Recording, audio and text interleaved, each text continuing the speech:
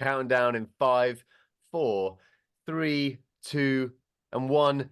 Emma Weaver, welcome to CamTalks. Oh, delighted to be here. So good to get chatting to you again as well. Well, thank you ever so much for being here. Emma, where are you today? Today I am in a very small county in Ireland called County Fermanagh. I'm sure you're a little bit familiar with it. I had the pleasure of meeting you in person here. It's nearly 2 years ago now. Wow, seems like a long time ago. Yes, of course. So I met you whilst sort of accompanying our friend Ryan Park, who has done tremendous things in the mental health space since he started. And I guess it's through knowing him that I know you, and you put on an amazing TED talk or TED event where, of course, Ryan managed to cut his teeth in his first sort of public speaking around mental health. And look at him now. Ryan is absolutely on a huge path to helping so many people just spread this sort of message. But everyone's got a different message, and I find that really interesting because as a filmmaker, I'm trying to make a film that encourages patience and listening, and through art. But we've all got our own way of being involved in mental health. So, how did you start in the mental health space? Give my audience a bit of a Okay. background of who you are. Just to give, yeah, that's a good way. So to give a bit of a flavour, I suppose I live in a very small county in Ireland, and I had my first child when I was very young, and left education quite early on, and then met a lady who completely inspired me on my journey to go back into education.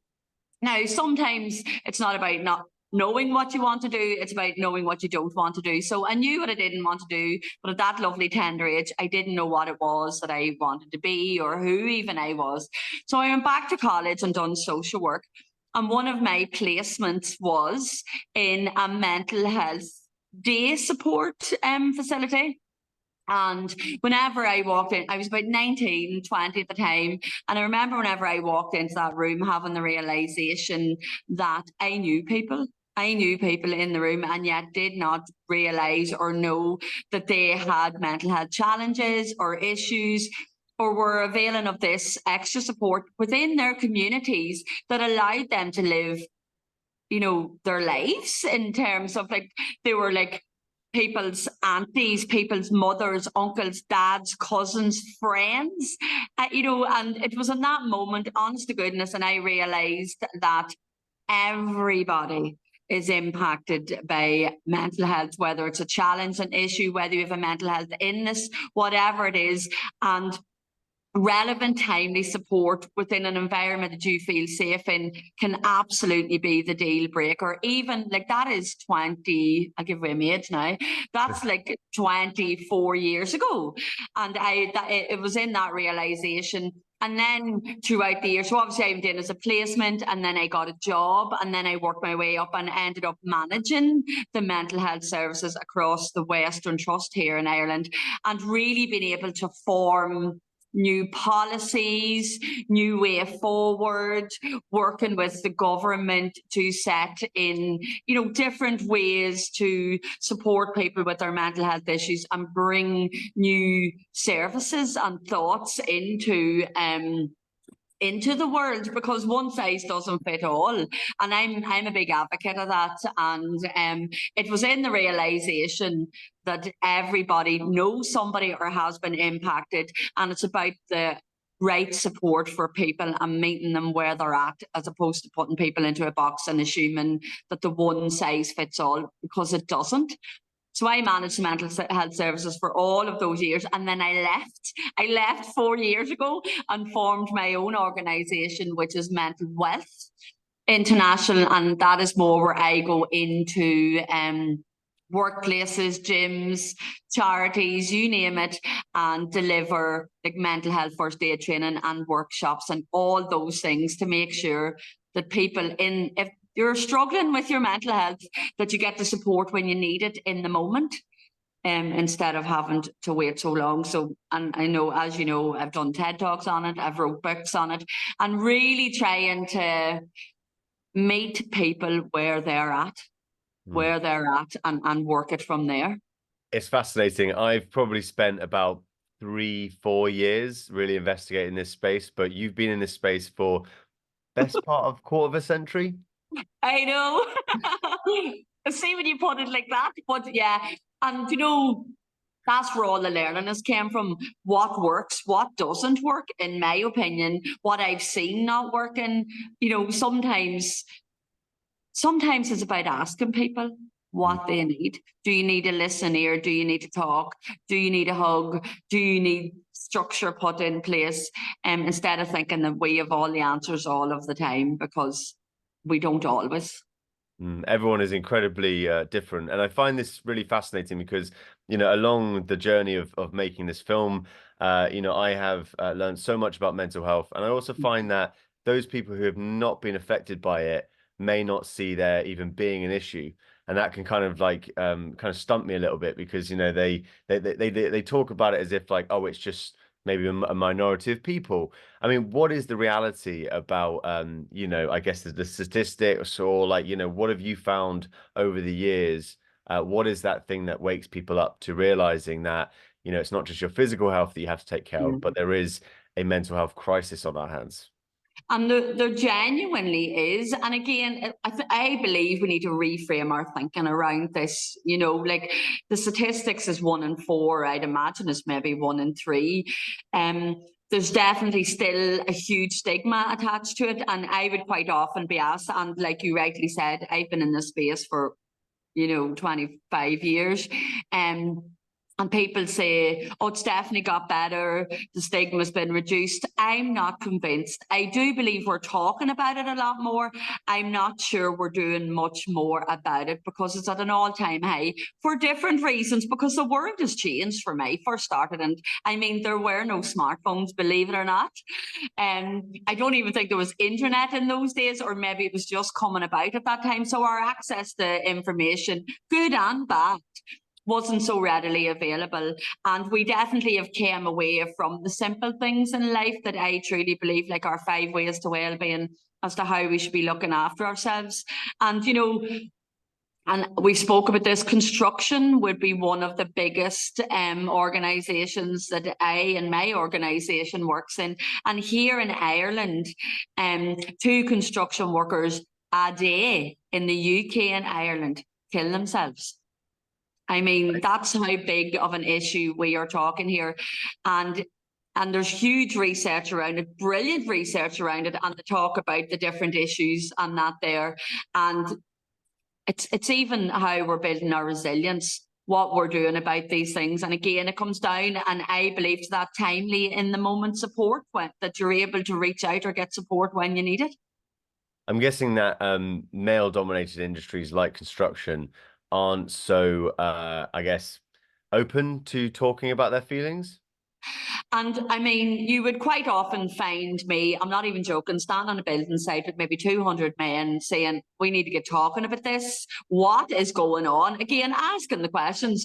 And you might find 70% of the room maybe are agreeable to listening and talking or even discussing it. And you will get that firm 30%. Maybe now I'm just throwing that out. I don't know if it's 70-30, but I'm just trying to say that you will get people that are very adverse to having a conversation, and that feeling around, the stiff upper lip, and we just need to get on with it. But the world's not like that anymore. There are so many different issues, and certainly in construction, the main factors around that are financial issues, time constraints, family pressures, addiction. They're huge. And like, these are all issues that, unfortunately, are leading people to pay the ultimate price for it. And we need to be doing more. I believe we need to be doing more. The whole world's in chaos and crisis. I also believe sometimes it's coming back to basics as well. Like, we don't have to, this does not have to be complicated. It doesn't need millions. It just means we need to recognize and validate when somebody is having issues or finding life very, very challenging, and being there, to support them. Isn't there a massive contradiction though between being a good worker and the productivity, and then being someone who is struggling and needs probably a big rest, but obviously that requires them to not be at work, that requires them to take time away. And I don't think the corporate world, even though I believe that they want to help, I don't know if they can, if they're incentivized to truly help their workers. Well, I suppose it depends where your priorities lie. Because if you have meaningful, and this is the key here, not just tick boxing, if you have meaningful engagement within your teams and I call them creating cultures of well-being. So if it's ongoing, creating cultures of well-being, the research will show. So mental health first aid is, I talk about this all the time. I believe every workplace should have enough mental health first aiders within it to be able to support people in the moment, and for people to feel supported, that they can reach out for support, as well as a mental health first aider recognizing that somebody needs support. And the research has shown around that, and I mean, again, if we're going to talk about research, it heightens productivity, it reduces sick leave, it reduces staff turnover, and ultimately creates a well-being culture in the workplace that is authentic. That's the key, you know what I mean? Showing up authentic and really, I suppose, supporting, investing in your staff and teams. And I'm not talking even monetary value. It can be time, it can be, every environment's different, and that's the key here as well. Mm. I experience it a lot in my job as a videographer. You know, sometimes I go in and I start my working day meeting someone completely new, and I realize I have no idea what has been going on in your life, and you have no idea what's been going on in my life. But you put on this sort of brave face, and you try and not pretend, but you try and just get straight to the work, and you don't really have the time to sort of build that culture. So, and when I was a kid, I did the St. John's Ambulance first aid course. I learned how to stop bleeding. I learned how to splint the brakes, and I guess call 999. But what exactly does a mental health first aider do, and how does that help organizations if they're placed in them? So thank you for asking that question, because this is genuinely one of the reasons why I left that big job that I had 4 years ago. So a mental health first aider is essentially the first response, the same way as you're telling me, I done it too, you're St. John's Ambulance First Aid. So it's a global and international recognised qualification with Ofqual. It's an accreditation to become a mental health first aider. So you are the first responder. You're the person that's there in that moment, that has developed the listening skills, the understanding, and the knowledge around maybe being able to understand what's going on if the person can't articulate it, and go and find them the support that they need. You don't need to have all the answers, but you do need to be there in that moment. And that's what I talk about. So say if you're at work and you fall and say you have an accident, break your arm. So your first aider is going to come along. They're going to know what to do, raise, elevate your arm, and they're going to ring 999, or they're going to bring you to A&E and get you sorted. A mental health first aider is similar. They're going to be there in the moment. They're going to assess how you are. They're going to work out what needs to be done, and they're going to go and get you that help. So you're not left. In reality, then, when an organization feels like one of their employees is struggling, would they call upon the first aider that works within the business? If they had mental health, the whole idea is that it's in your environment where you feel safe. I think that's quite important. So timely support in your environment where you feel safe. I believe every organisation should have an appropriate amount of mental health first aiders, not just one or two sporadically, an appropriate amount in conjunction to how many staff they have, so that you can call upon.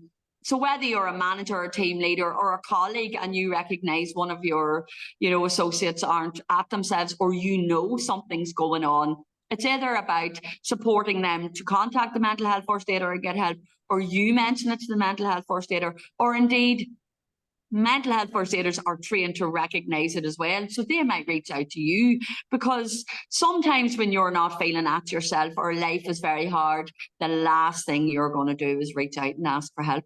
So it's about having enough people around you to know to say, how are you? And then if you're going, oh no, grand, yourself, there's no point in complaining. No, but really, how are you? So it'll work both ways. You can reach out, a colleague can reach out, or a mental health first aider will be trained to reach out to you and support you in that way. And I think that's what's needed. It's very encouraging because, over the last, I guess, decade, telephone helplines have become incredibly busy. You know, and I know that with the Samaritans, there's particular times of the year and of the day where their phone lines are just jammed up, you know, and so I asked the question, well, why do people like to call the Samaritans? And it does feel like it's a safe person that you can talk to. They're not going to tell anyone, you know, it's confidential. I think that's the main thing. And I think when you're at work, whether you're trying to climb a corporate ladder or you're just trying to appear like everything's all right, it can be very, very difficult opening up in that work environment. And so I guess my feeling is that everyone should be a first aid or a mental health first aid trained person.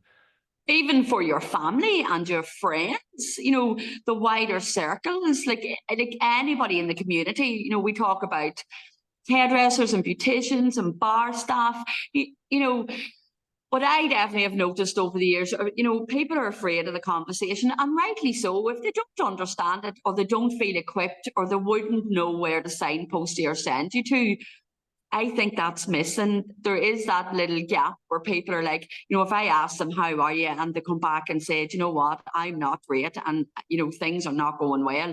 People panic and you don't know what to do. But at a human level or at a very basic level, I think the mental health first aider is the same as an ordinary first aider. It's a 1 day course or a 2 day course, depending on what level you want to do. And it really goes in depth.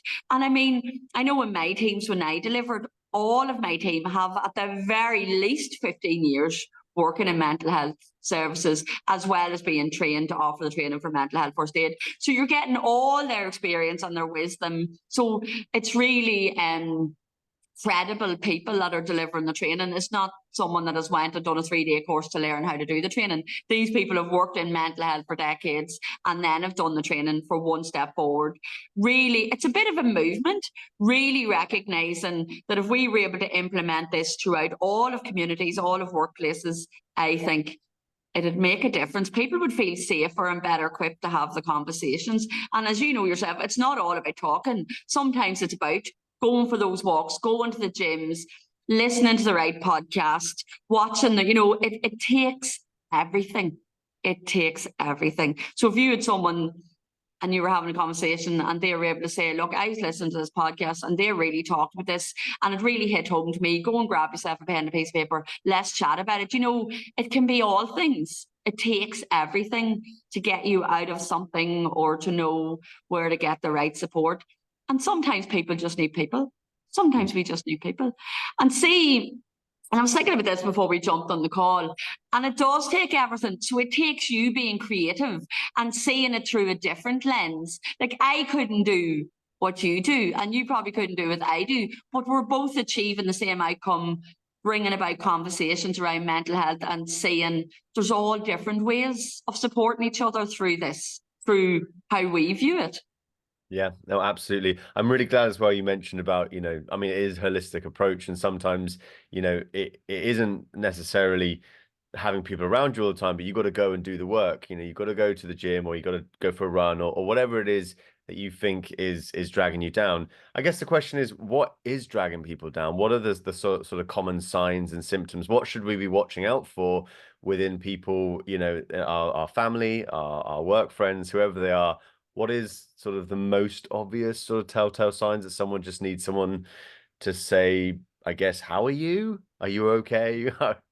And keep asking, because when you ask that question, how are you, people say, oh, I'm grand, and they're maybe not grand. So or I'm okay, ask it again. So say, how are you, or are you okay, or how, you know, keep the conversation flowing. One of the things usually is, you know, they withdraw, they become a little bit more quiet, but that's very deceiving as well, because that's not always the case, because, you know, and there has been loads of campaigns around, sometimes it's the happiest person. But if you notice anything different, that stop turning up for events, or they're letting you down last minute, or they're not showing up on a Monday for work, or you know, sometimes that can be a sign of addiction issues. If Monday mornings are always, now that's not always what it is, or really coming away from not enjoying things anymore, loss of appetite, you know, all those different things. You have to really look out for those signals and signs, or even if they're starting to talk a little bit different. Again, and this is one of the hardest things, and I'm going to bring suicide into it because that's the ultimate at the end of it. You don't always notice. You don't always see the signs. You're not supposed to. Sometimes that's what happens in life. But certainly, if somebody starts acting different, don't be afraid to ask how you are. And then, no, you don't have to have all the answers. Nobody has all the answers. You just have to not leave it. So again, just a change in mood or circumstances or routine or how they're eating or, just lack of motivation to life. And I guess this is the difficult thing, is that when you're a boss, an employer, and your employee doesn't show up and you've missed that important client pitch and you've just lost the company money, the last thing you want to do is start sympathizing and empathizing with someone who you deem as, I guess, trying to take you for a fool. And I find that there is, there's no easy way around this, because sometimes they could be, and sometimes they might need firing and letting go, but on other times, they really are at the lowest of the low. And I have been to mental health conferences where I've seen huge, big corporate companies talking about this, but in the back of my mind, I start asking that question. I'm like, what are you on about? Like, when would you ever let productivity slip because of this? And is this just a mental health washing procedure that you want to try and tell the world, yes, we're sort of supporting people as well? I guess that's something which you do have to be a detective. You have to And try I and would work that, I'm not joking here, I would work that out pretty quickly when I'm working with a company, because you'll know by the questions that they're asking me, like, are they taking a holistic approach?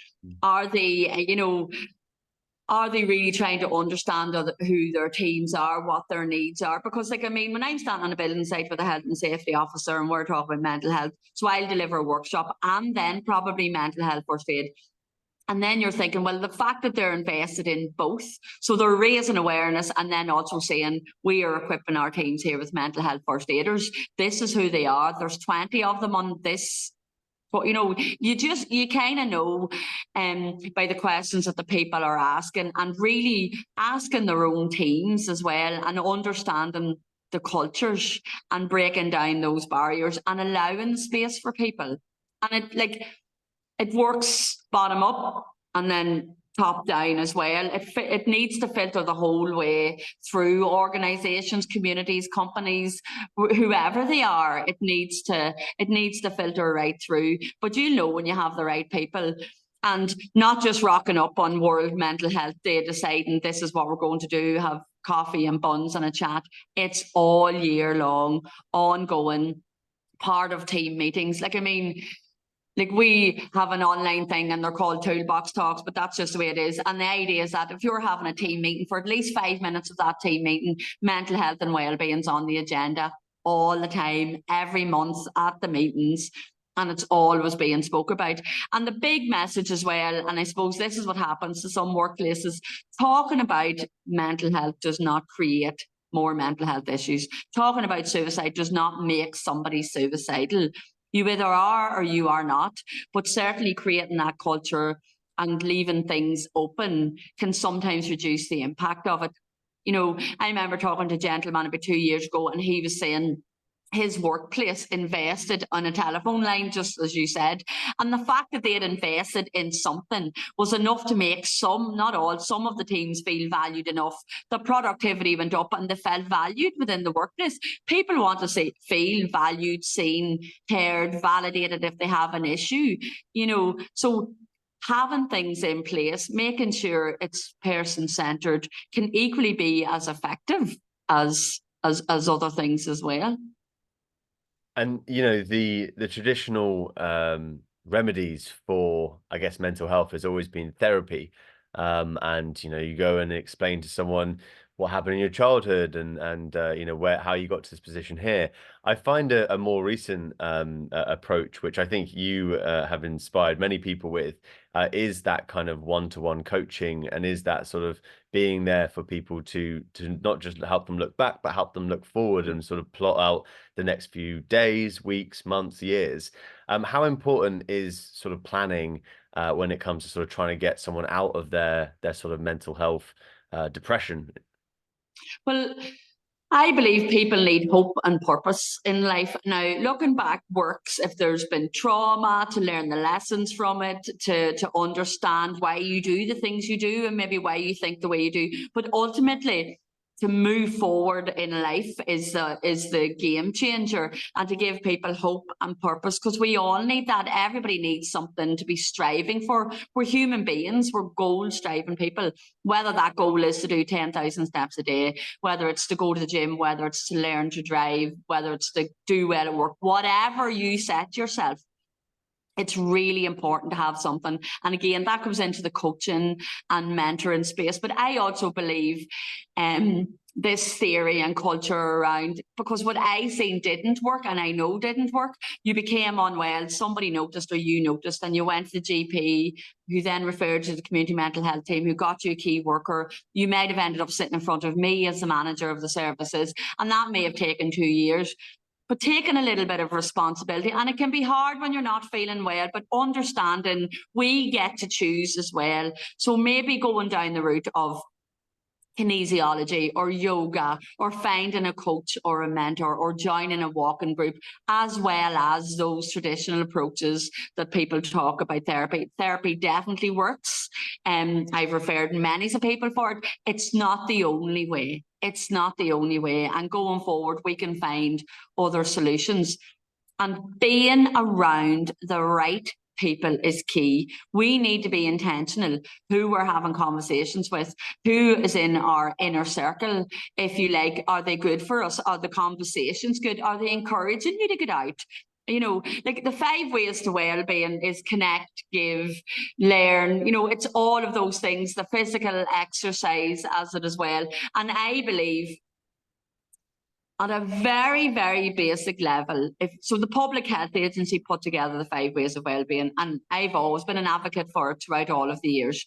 So at a very basic level, to narrow it down, if you were to go for a walk, which is your physical, listen to a podcast, learning, and be mindful in the moment and take in your surroundings, and then go and meet for a coffee, which is connect, and maybe pay for a friend's coffee, which is give, you have hit all your 5 ways to well-being in maybe half an hour. So go for a walk, listen to a podcast, observe your surroundings, meet a friend for a coffee. Now, I'm minimizing it an awful lot, but my point is, in theory, to meet your well-being, that could be an option for people that felt they weren't able to. Obviously, I mean, I'm big into loads of other things as well, but to hit your target very easily on a daily basis, that could be hitting your 5 ways to well-being. And I suppose my message there is we can do things for ourselves as well, and we can support our family members or our colleagues by doing those things as well.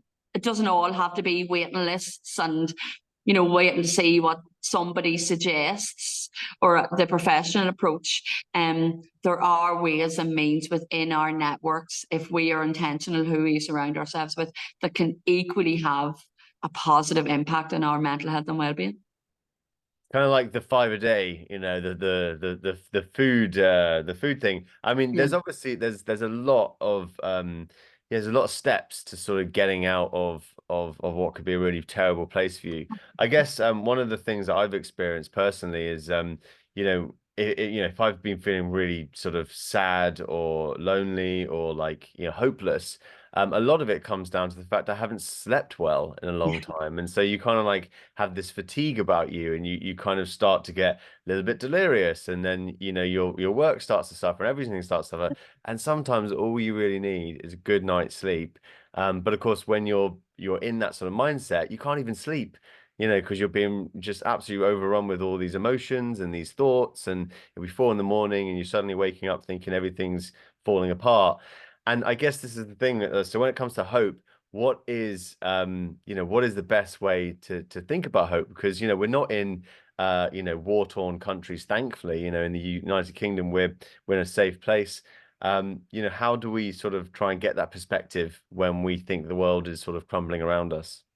And quite often it is to you. So there's a couple of things that I do, and there's a couple of things that I encourage people to do as well. So write it down, get a pen and a piece of paper, and whatever is stuck in your head or whatever is troubling you, write it down. Honest to goodness, like, I mean, just to show you, here I am sitting in my office space, and these are all my writing books for all different things. We need to be writing it down. It's called a brain dump.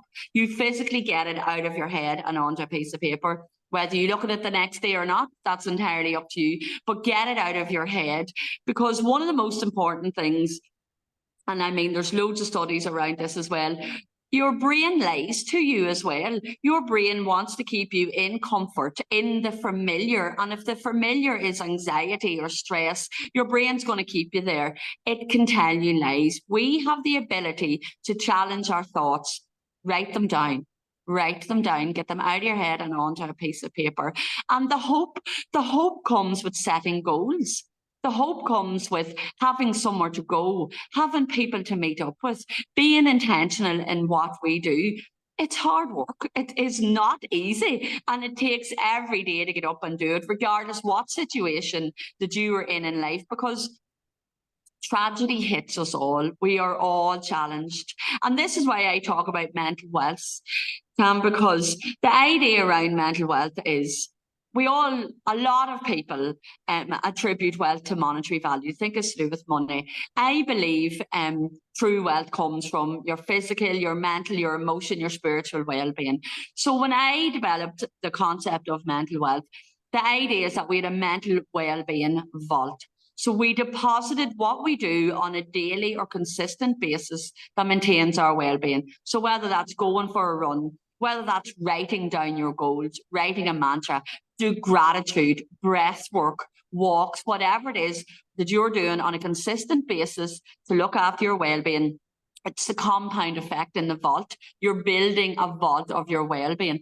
So whenever issues, life challenges, struggles, whatever happens in the meantime, you are then able to withdraw from your mental wealth vault that builds the resilience that allows you to respond to or deal with any issue, crisis, challenge, you name it. You've built it within the vault. So it's those things that we are doing when we're feeling well. Like when we're feeling well, keep doing what you're doing. And so that whenever you're feeling unwell, and we all get those days, you'll keep doing it. It will push you through it. It will allow you to be kind to yourself.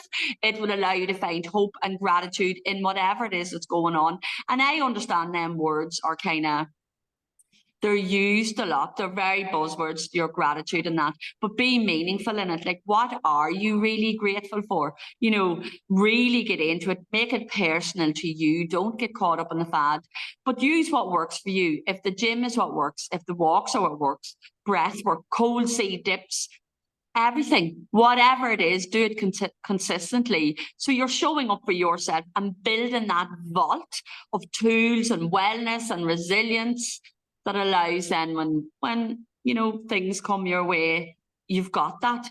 You know, you won't hit the floor as hard. You've already built that toolbox or that well-being vault that's going to help you through it. I'm very glad that you've written all this stuff down over the last 25 years, because now that you've put it into a book, and I mean, how was that writing the book? I mean, you must have had too much information to cram in, but you And I created a did, concept. so I'm not joking you, like there's a volume 2 coming because there's so much more. So when I wrote the first book around mental wealth, the idea was that you could pick it up at any time and be inspired. So the chapters are very small, very inspirational. So we talk about limiting beliefs, your 5 ways to well-being. So they talk about 5 ways to well-being, your 5 fruit and veg, but I also talk about the 5 people you surround yourself with. And the reason why they always say 5 is because potentially most people have, you know, that you could name them out easy on your hands, you know, and that's not everyone, obviously, but that's the idea around your 5. So I come up with intentionally who your 5 people are that you surround yourself with. Now, it can be a person, it can be a group, it can be an organization, but be intentional and know where you can go should you need support. Again, write it down, but always know in your head who you've got around you just to motivate you, to support you, to hold you accountable. You know, who is the action taker that when you want to do something, you know, someone's going to say, absolutely, let's go, let's do it. Really understand who you have around you. So all that is in the book, as well as I had 5 other people that came into the book as well and wrote a chapter on maybe an issue or resilience or how they overcame it, how hope was so important. So then the people that read the book get inspiration from people that have lived it and went through it. So whether it was one of them was on perfectionism, one of them was on trauma, you know, all different people, whatever they went through, just so whenever you're reading the book, it kind of backs up the theory with real life stories from people that have been through it as well. So it's a little bit of both. Absolutely fascinating. And you must have met so many people over the years who have taught you so much, and now you're passing that all on. And you know, it is a bit of a legacy. And do you know what it is, Cam? We learn from each other. Like I learn from you and your creativity, and you know, you have a different perspective on things. And we met, you know, and the fun that we were able to have whilst doing something really serious. I mean, like we ran a TEDx event here in Enniskillen, and it was absolutely out of this world, game changing in people's stories. But we were able to bring light to it as well. We were able to yeah, make it personable and human and learn from like the people that we met at TEDx. Like, I mean, a lot of us are all still involved with, there's still conversations going on, and everybody learns from each other because, and that's one of the things that I would say. Somebody actually asked me the other day, why therapy? And the thing I would say about therapy is sometimes it gives you a different perspective. Sometimes speaking something out loud to someone that has no emotional attachment to you whatsoever allows you to think of things maybe a little bit differently and give you a different perspective. And that's where sometimes I see that coming in as well, because life is quite busy and noisy and there's a lot of different things going on. So just to give yourself that little bit of time out. But I have learned from I've had a lot of life lessons in my life. You kind of learn from the good things, the bad things, the hurt things, but the people that you meet on the way. Like I have got inspiration from people that others would be like, I can't understand how you got that out of, you know, sometimes the best thing that you can do for yourself when you are really low is get yourself up out of bed, dressed, washed, sorted, and communicated with someone on, and I mean on those really, really, really hard days. So you've just got to meet people where they're at. Yeah, I absolutely love it because I remember when I obviously came to Enniskillen with our friend Tom Foolery and Yes, Ryan. You know, I it was actually my 30th birthday, that's right. and I remember for a brief moment thinking, oh, you know, this is how I'm gonna spend my 30th. And after the event, I remember being just swept up by you and your friends, your colleagues, who just all became my friends, and everyone was buying me presents and drinks, and I think that we had the most We amazing sang happy party night. birthday, I'm sure. That was it. Yeah, we had a mad party. I Thanks. think I woke up on the floor in the bathroom of the hotel, which Tom very kindly then got me a pillow.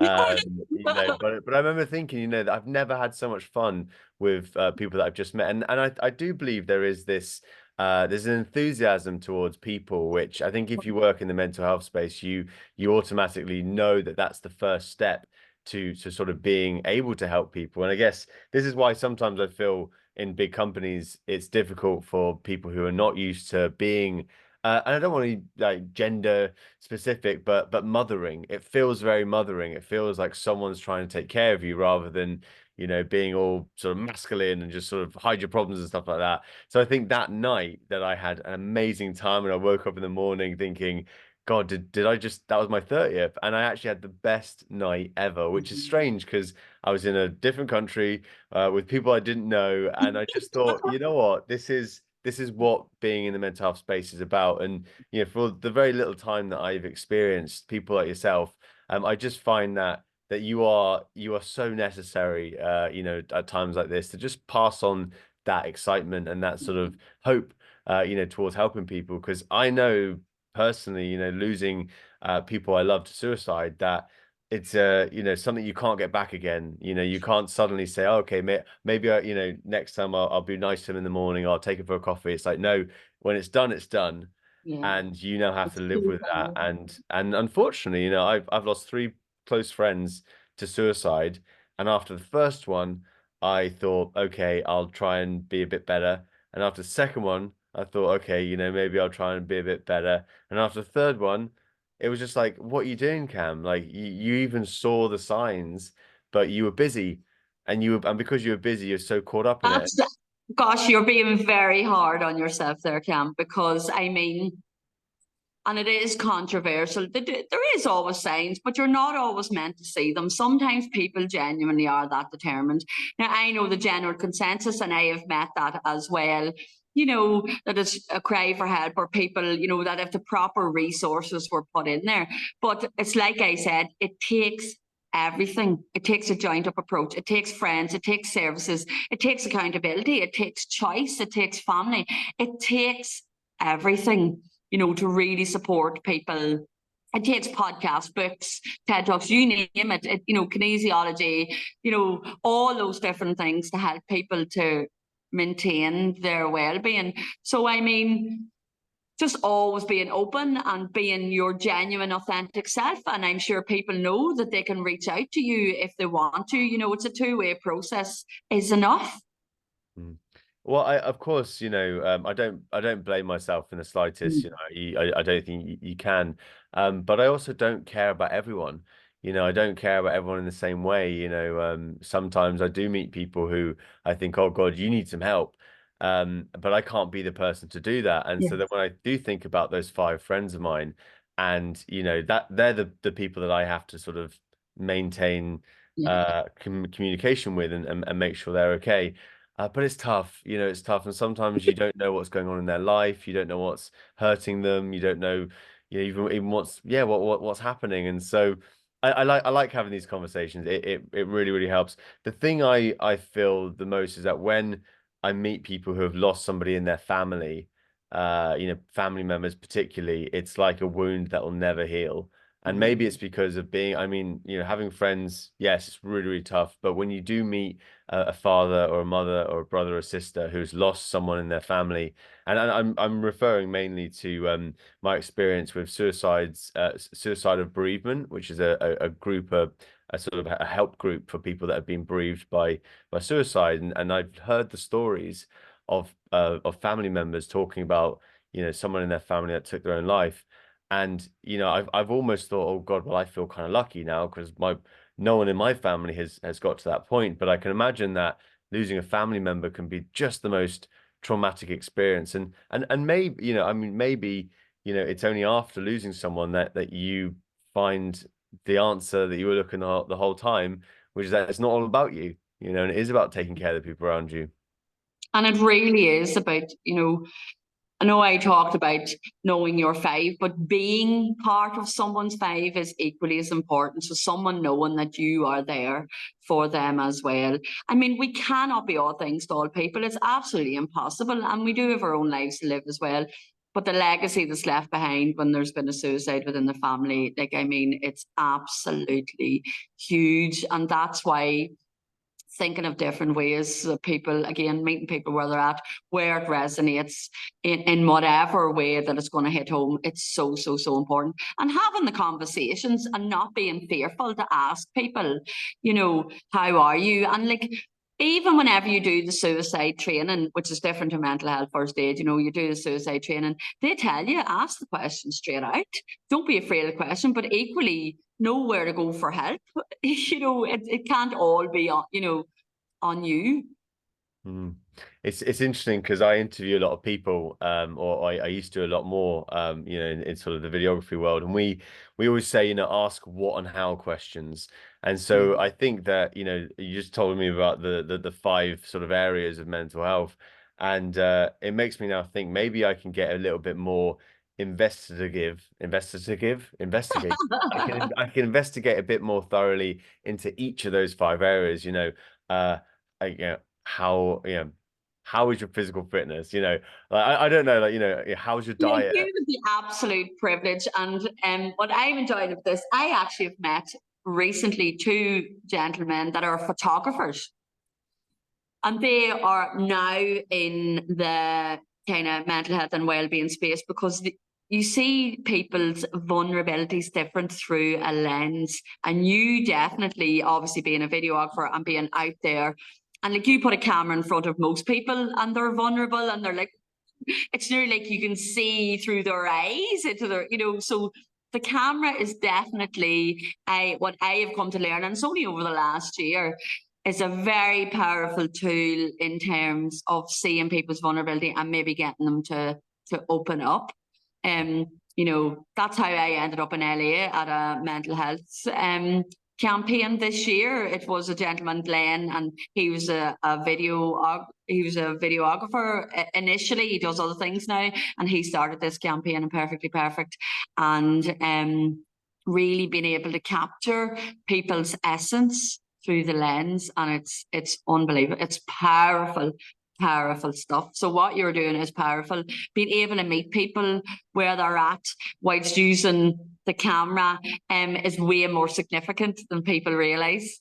Well, I really appreciate it, and obviously, I really appreciated being able to document Ryan's TED Talk. He went from being, you know, a sales trainer and a public speaker to now being, you know, a mental health sort of coach and Huge. workshop Yeah. facilitator, and mostly thanks to you as well. You know, I mean, when he was sort of dipping his toe into this space, I know that you were really there for him to help him, you know, figure out how to best you know, put across everything that he's learned and how to sort of host all these things. So thank you Oh, for absolutely. giving us much more than just yourself, and obviously mental wealth as well. Where can people buy mental wealth? Where can we find out more about you as well?